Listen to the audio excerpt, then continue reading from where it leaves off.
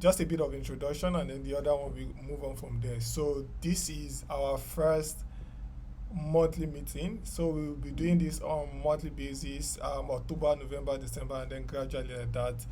The idea is for us to be able to look at what happened in the market this month, see what we can learn from it, what we can take to the next month, and then from there we can move on from there. So also the idea is to be able to begin to build knowledge about the market. So look at it like a place where you get information about what is happening in the market, and then you can begin to build on it. About the company, which is still remain the same. Our primary goal is to make tangible difference in the life of Africa, assisting them in achieving their long-term investment objective, and we do this by different means. One of it is this that we are doing at the moment, which is the monthly community highlights. Move on. So let's start with the insight of the month. Uh, Number one key insight that happened this month. Just let me know if you can still hear me. All right, great. Number one key insight that happened this month, which is the major driver. So we have several things that happened this month, especially this particular month. A lot has happened this particular month.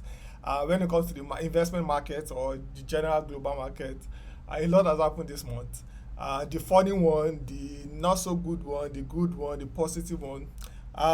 Today, I think I was looking at because yesterday Amazon as a company released their earnings results, and it was good, right? It was really good. AWS, which is their cloud system, gave like a lot of revenue, and the company traded, or is it yet time? Okay, we still have 8 o'clock. So the company is trading around 11% or something up just today, which is really good for I mean in the stock. Like I mentioned, a lot of things that have happened this month, the good side, the bad side, and in between.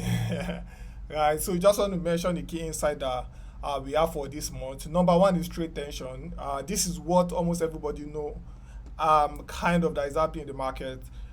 In the beginning of the month, there was an agreement, not so like an agreement, but there was discussion between Trump and and China basically. And the idea was that, oh, they are going to relax the trade war that is happening. That's the trade deal between Trump and China. So in that beginning of the year, everybody was a bit relaxed. The market was a bit even relaxed, feeling like, oh, it's good. At least things will continue to move on the upside, right? Uncertainty, there was still uncertainty, but it has reduced. And then by the middle of the month, middle of October, what happened is there was just a lot of clash. That's when Trump dropped the tariff deal of 100% on China that is going to do it, and then China retaliated back and put tariff also on the rare earth metal that they have and export it to the United States. So that went on in the middle of the year. The stock market got a hit and things dropped, right?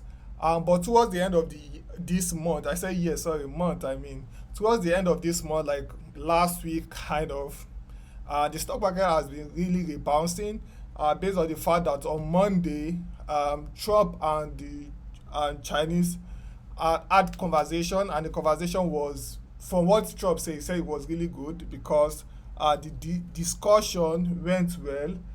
So because of that, the market has really been really back.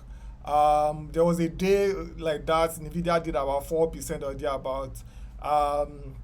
Google also did about crazy numbers, so things have been really bouncing back. So what I'm saying about the trade tension is that for month of October, we had the positive side, then we had the negative side, then we had the positive side. So which bring me to the idea of what I wanted to say about this, especially about a situation where we have a month where trade is not so, the certainty is not fluent, like it's not smooth, right? Those periods are times where you target the market and kind of purchase things at that point, so that when it goes back up and then it give you more return, kind of. Some of these stocks traded very low. Of course, we look at those companies that did very well in last month. This month, what am I saying last month? This month, that's the month of October. In case I said last month, just know that I'm referring to this month. In my head, I'm like, we have moved. But anyways, number two key insights that happened this month, or driver, was technology and AI stocks. One thing that gradually is becoming a concern for for the global market, let me put it that way, is the fact that most of the market capitalization that we have of the world as a whole is based on few companies. So, for example, Nvidia just hit about $5 trillion, which is a lot, anyways. So, look at it like $5 trillion is a lot. Is more than market cap, like is even more than the GDP of some nations, right? Some country. There are very few country in code that have GDP that is more than that, right? So what it means, a single company owns that. So that shows you that few of the GDP of United States, let's put as an example, is so rely on few companies like the Nvidia, the Amazon, the Apple, the Microsoft, etc. So whatsoever it is that happen to those companies affect the whole market, and that's why people were a bit concerned this month that these Nvidia guys, they are taking too much that is necessary in quote to have. And the idea is maybe we are going to the dot-com bubble where the price of everything just go up and at a point everything crashes, because anything that happens to Nvidia at this point seems like it's going to affect the whole market. If Nvidia exposure, let's say for example Chinese does not allow something, or we get to know that the data center that they are spending quite a lot of money on does not necessarily, we don't need to spend so much on it that much, right? The price will begin to crash. And that's what happened within like this month. People will begin to pull out, take profit out of what is happening in the market. But because of what I mentioned in the first instance, where the agreement between US and Trump, between China rather, and Trump got better, because that got better, it gave people more confidence about the economy. And also because Nvidia brought out, they do this thing basically like, I think the first person that brought the idea up was Steve Jobs, where you do like a conference meeting, show people what's going on, things that you are building on, etc. And then they did that recently, and people were really excited about what is coming on to the world, especially in terms of AI, etc. That happened. The third thing of key insight I wanted to mention is about Nigeria economy.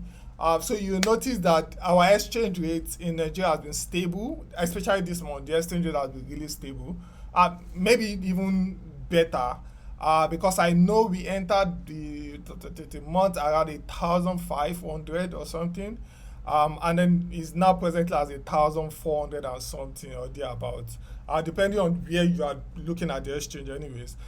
So the naira as a currency has really been stable, even when the whole issue is happening in the United States and all that thing, which is good. For people that own assets in dollar, it might not be like a good news for them because if by the time you convert it back to naira, your money you might lose some percentage out of it. But for people that are holding naira and they want to convert back to USD or do all sort of things, it's better. Now you can buy things at lower rates, kind of, which is good.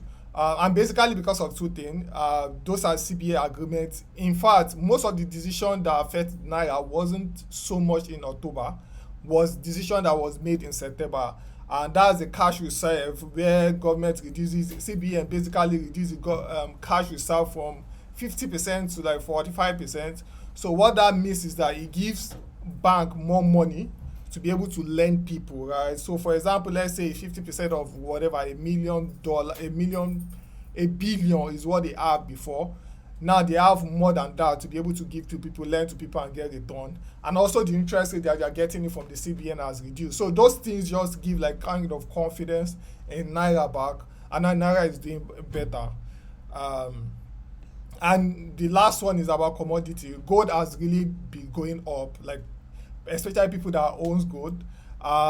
This year gold has been one of the main drivers of most of these asset classes.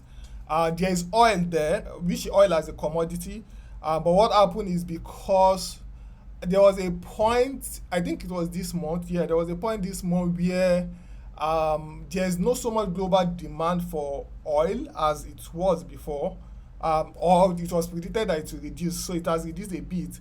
But other country, non-producing country now are beginning to get oil. So what it means is that there is a lot of supply of oil, why the demand has reduced a bit. Even if the demand is the same thing, now look at the scenario where there's a lot of supply.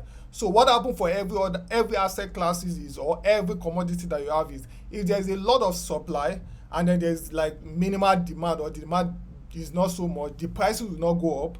But if there's a lot of demand and the supply is limited, then the price of that commodity will go up, right? That's the same thing that happened to gold, because gold is a fixed asset. Like, the number of gold that has been mined in this way is still the number that has been mined. It's not so available in quotes. So because of that, there are a limited number of gold that is even circulating in the world. Kind of. So in that instance, the once there is high demand for gold, which happened this year because people need to convert their money. Gold is like cash, right? But in different terminology. So people need something that is stable. So they move their money from US dollar or other things and put it in gold to hold it.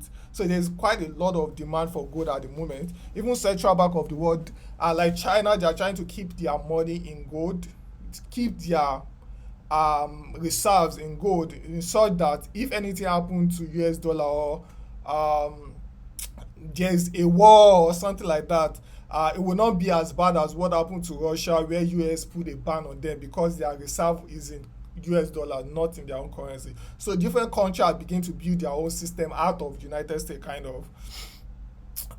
So to move forward, so what I did was to then put some things for you guys, which are top movers in the month of October. Top gainer in the US market are tech and AI. Under tech and AI is more like semiconductor sectors, and I mentioned it. That's the kind of the Nvidia, the AMD, the Micron, the those guys have really done well this period. S sector also, you see by the time you get to the companies, you see some has done like crazy figures this month, just this October, right? And the loser are airline and automotive.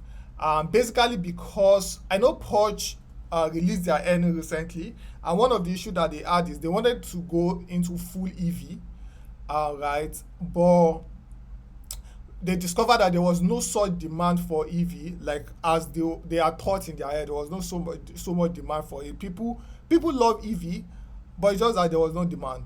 And even the global demand for EV has reduced, kind of. Not like people don't like it, not like it's not a good way we are going to, but whenever you are building something, you want to ensure that there is enough demand for people that are willing to pay for it and willing to go that route. And if I affected them, so automobile generally has not really been doing well.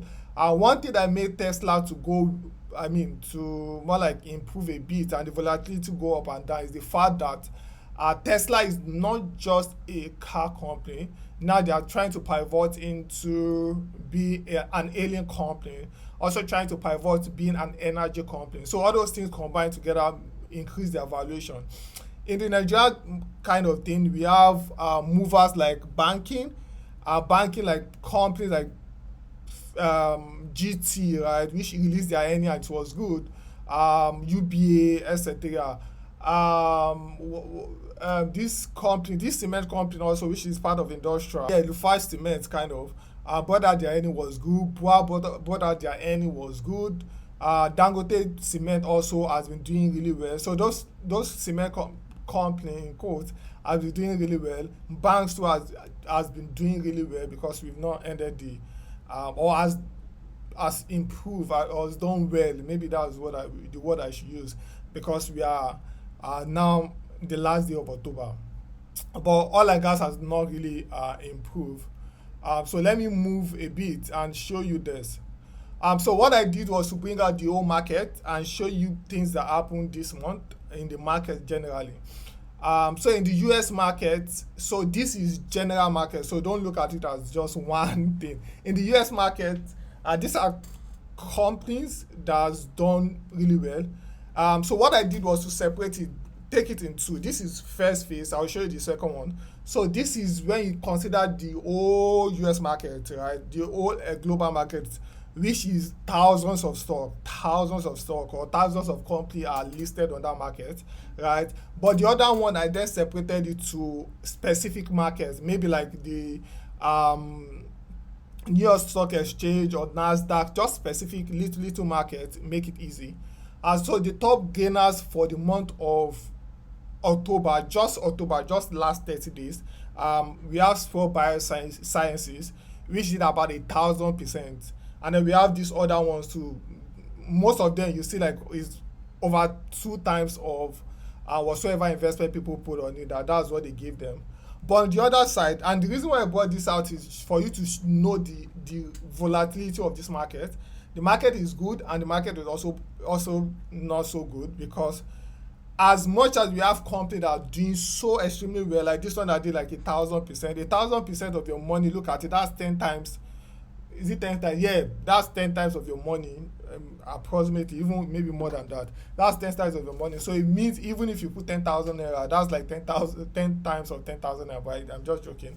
If you put a million naira, that's 10 times of a million naira, that's 10 million naira, kind of. But as much as that has a good side, also has a bad side, right? Which is the side of, look at this now. Even some went as high as 98%. 98% is like losing almost all the whole money. Maybe they just give you like 7% or 6% remaining, right? And then the other one I wanted to show is this, right? So these are companies that are well known. The first one is the general market, but I reduce it and say, okay, if you look at companies that are well known, what are those performances? The number one that we have for month of October was AMD. For most people that know NVIDIA, few people might not know AMD. AMD is more like a competitor to NVIDIA. So people have expectation that if NVIDIA can go in that projection and begin to build data centers, AMD should be able to follow in that suit too. So there's quite optimistic, like people are very optimistic about AMD, about the company, that they are going to be able to build data centers and challenge NVIDIA. So in the last month, they really did well. I mean, people have expectation for them. We have micro technology and the remaining two. As much as we have gainers, we also have losers, and I wanted to mention it so that you see. Let me move a bit. So for the Nigeria market, these are things that really did well. Remember I told you the other time about cement, right? So Dangote Cement in the month of October did about 25%.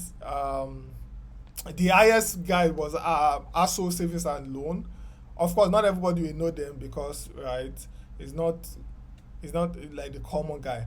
But they were able to give investors like two times of their money for the month of October. We have the insurance, we have the Sarade Holdings also, and the likes. Then we have the top losers too.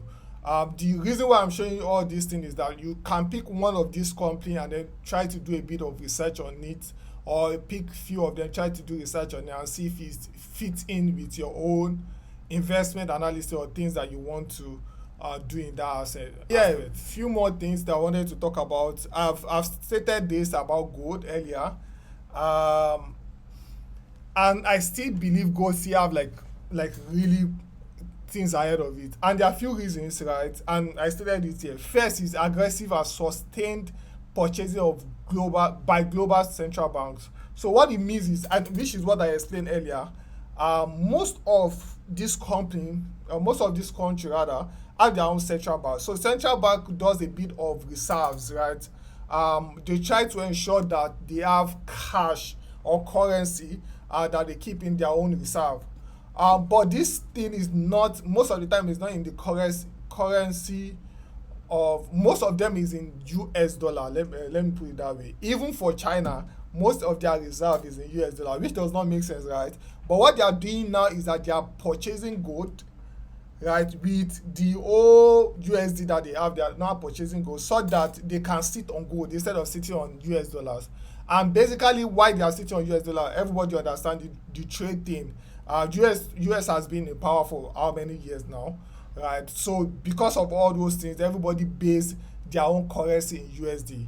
In fact, our own GDP as a nation in Nigeria is being converted to USD. If you want to talk about your GDP, we talk about it something in dollars, blah blah blah. So everybody have their base currency in dollar. But what they are doing now is that everybody, most of this country, especially people that that can fight US, that can fight US, right? Like the likes of China. I mean, not Nigeria, anyways. Like the like of China that can fight US or Brazil or all those guys, right? They are beginning to buy gold and based it on. So that also give like a crazy demand on gold. The second one is the place of US dollar has been falling for the past few years, basically because of debt, right? I think it was discovered lately about they have about 30 trillion or whatever. I've forgotten the number of debt that the US have at the moment. So it's just crazy that they are compiling debt. And then the third other stuff there, I just put it there. So I think gold has a still have a space to go. Um, in the month of October, it was around 4,300 or something per ounce, but now it has reduced to maybe it went down to 3,900. I think now it's over 4,000 there, but still, and it has done like maybe 50 something percent this year. So you still have way to go. The other one that might not really be like the best is oil. Oil as a commodity does not have so much to go because people are not believing so much in oil. And like I explained, many companies are now trying to they have like crazy robust supply already. So if there's supply and then there's little demand, there's little that can be done in that sense. At least the price will not go up. So most likely, even the forecast that they have is that the price will go down this period. But we are optimistic and see what can happen in that regard. So if you have any question you might want to ask, I guess this is time to ask question. Hi, good evening, Mr. Alex. Yeah.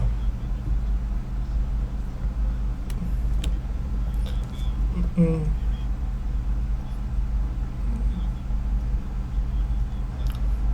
Oh, okay. So, let me explain it first before I tell you the exact gold that you should buy. All right. So now look at it this way. In gold, we have actual gold, the gold bar, and the likes, right? Now we have companies that have that gold as store.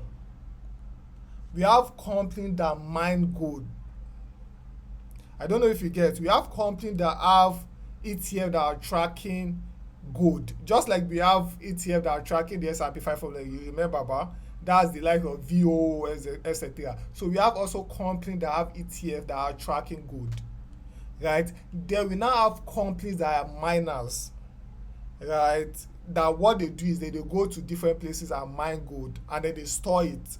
And from storing it, they can then begin to sell it and do all those things or turn it to bars and sell it out, right? So the difference between the two is that the one that is tracking gold is going directly into it.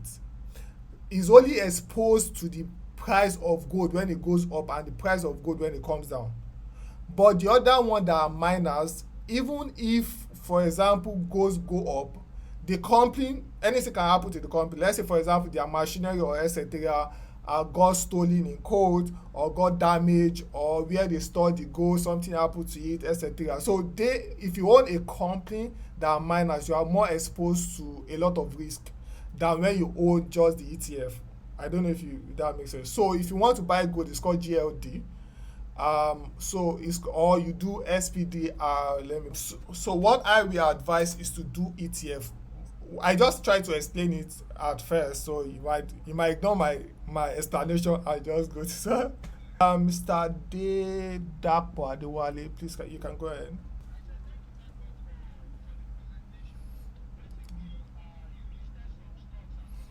Yeah.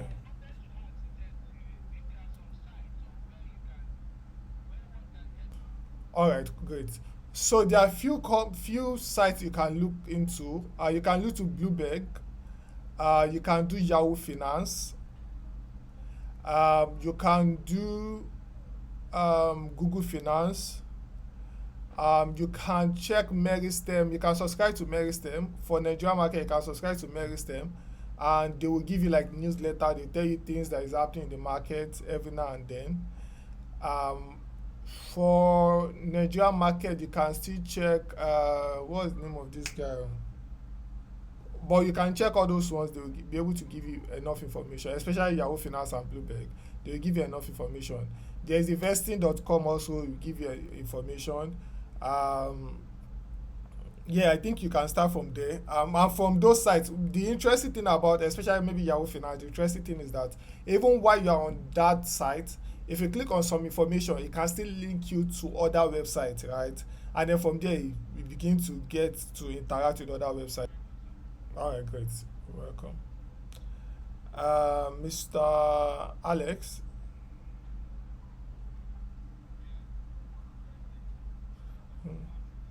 yeah. All right, so let me talk about the first one. So first thing first is that um, analysts, right, or people that are doing analysis, they are doing it based on the information they are exposed to. So everybody that is analyzing a company and say, oh, buy, oh, sell, oh, this year, everybody is doing it based on the information that they are exposed to. So you can, it's possible for them to be biased or not biased. It's possible for them to have a blind spot. That's the word, because they don't know this other part of it, right? So what then happen is just how I you I will trust you to do something, right? Not because you don't have a blind spot, but I know that you'll be able to do it and put some things in place. So that's the same way with you trusting some analysts compared to others, is that you know that these guys are good, they know what they are doing. They might not all the time they will get it right, and which is very important. You have to know that not all the time people will get things right.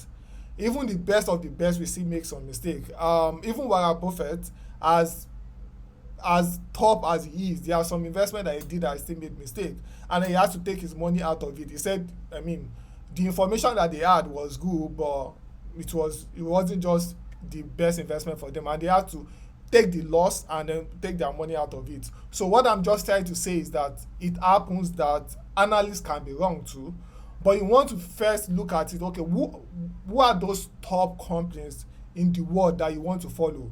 The likes of BlackRock, the likes of JP Morgan, the likes of Morgan Stanley. Those three companies are like the top tier. So if you want to do anything, you know you want to follow these people. So you can then look at if these analysts are from them and then begin to build up from there. I don't know if that makes sense. What I'm just trying to say is everybody have their blind spots, but you want to ensure that whoever analysts that you are following are from reputable companies, that you can trust them and be like, okay, let me follow these people. And then over time, if you see that they are not making sense, then you can start begin to make your decision. It's just how we have a lot of banks out there, right? But you want to pick one bank or the other bank. It doesn't mean all the other banks are not good, but you want a one that is reliable, that you know you can trust because they are really at this point. Second question is tricky. Why I say it's tricky in the sense that companies that are that have not really grown to be like very big company, they have tendency of doing way well than companies that are already big. But they have the reverse case too. It also means that they have the volatility of not doing well at all. They can go bankrupt. Anything can happen to them. I was reading recently of how even Nvidia that we know today, how Nvidia escaped bankruptcy. So it was a company that was on the edge of bankruptcy. The same thing with Tesla, the same thing with Apple. So the big guys that we know today, they were on that edge of bankruptcy, and then they grew to what they have today. So there's that consideration of you just staying with stable companies where you know these people are just going slowly. They are going slowly. You don't they are keeping your money and then they are doing well. Or the other way of saying you want to go with small company that you know they have big potential but also have the negative downside too. So it's a decision you want to make on your own. You don't mind, is it like, do you mind, you ask yourself, do you mind in a scenario you put your money into these guys and they do not do well, are you fine with it? Because one out of whatsoever, two or three or five or something will go out to do extremely well. Or you rather put your money into company that you already know them, and then they are giving probably dividend, or they are just growing little by little, little by little. So I think it's that conclusion that someone has to make at that point. Yeah, please. Yeah. Mm, mm, All right. So for on my end, the most important thing to know when you want to sell a stock is is the company still growing? It's not even about the market. It's the company itself. Are they growing? Because at the end of the day, a company that is not growing will go down, and the stock price will still go down. But a company that is growing, no matter what, right, the stock market will continue to grow with it. So the stock market follows the earning patterns. It follows the growth of the company pattern. So if the growth of the company is upside down, upward rather, even when you have the bear market, right, at the end we still turn back and go and meet that earning growth. I don't know if you get what I mean. So that's why people do what? When there's a dip, people begin to buy. Not necessarily because that dip, most time dip does not even affect the earning in quote. It's just because people feel so much about the economy and everybody just begin to sell off, sell off, sell off things, right? It's not that it's affecting the company itself. Let me give you a typical example. There was a period, I think it was February this year. Oh, the time is there. It was February this year when DeepSeek, was it DeepSeek? Yeah, DeepSeek came about, and they begin to say, oh, they were able to um provide some AI services without spending so much. Because of that, everybody begin to sell off. Even people that do not know the reason why people are selling, we are selling too. People that do not know what is happening in the market, they don't know what is happening. They just see that people are selling, they begin to sell off, right? So those period begin to then create another opportunity. But this does not affect any company because the company this week was talking about, right, referring to this other company were doing well. Their earnings were good, everything single thing were good, but people just feel that panic and then begin to sell off. And most people that sold off at those point, they sold off as at the bottom part of things. Most of those companies went up to 200%. Now by now they went up to 200%. So what I'm just trying to say is that the most important thing is the growth of the company itself. If you see the growth of the company is declining, then that's the best time for you to sell. If you see that there's a dip, buy more. As much as you know the company is growing, just buy more. I don't know if it makes sense. You're welcome. All right. Yeah, yeah. Mm. Yes. And my this is the general reason anyway. You see Trump and this China man, these people we know, they are very stubborn. Both of them are stubborn in their own class, right? They are so stubborn in their own class that they want to do what they want to do, right? And as long as there is uncertainty in the market and then there is now trade war where people do not agree to one another, right? As long as that happens, because gold works in the reverse way. Gold goes up when the economy is not so good, and it goes up when let's say for example there is war or there is uncertainty. Basically gold begin to push up.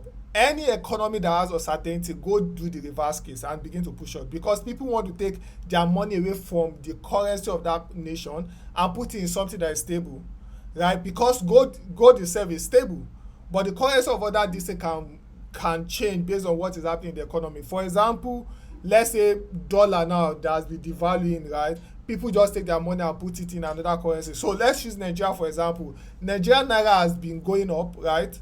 By the time that there is devaluation that wants to happen to Nigerian naira, for example, people take their money and put it in dollar, right? And by the time they come back, people begin to now say, I have more money now. What they just did is just put their money away to more stable currency. So when people want to take their money away from US dollar, what they put it is in gold. I don't know if it makes sense. So anytime, as much as there's uncertainty that is happening in the global markets, maybe there is trade war or something, or people have disagreement, etc. There's another problem that is kind of around the corner, and that's Taiwan, the country Taiwan, and China. There's things that is going on that China wants to take over Taiwan, just the way Russia and Ukraine had their own clash. But US is benefiting a lot from Taiwan, and US does not want China to take over Taiwan, because if China take over Taiwan, US will have to pay extra tariff and etc. for the things that Taiwan is giving to US. So there is a lot of things that is going in the global market that is creating a lot of uncertainty, and as long as uncertainty lingers, the price of gold keep going up. I don't know if I'm able to explain but so that's just it's now for you to look at the economy, look at it that okay, what I said, if it's right, or what opinion do you think is much more accurate. If you feel that there is certainty in the whole economy, then don't purchase gold. But if you feel there is a lot of uncertainty, then gold might be your answer. I don't know if it makes sense. You're welcome. Any other question, guys? So yeah, that's it for this month. We meet in November. Or if you have any question, you can drop it in our chat and we answer it. If not, we meet in November. Bye, guys.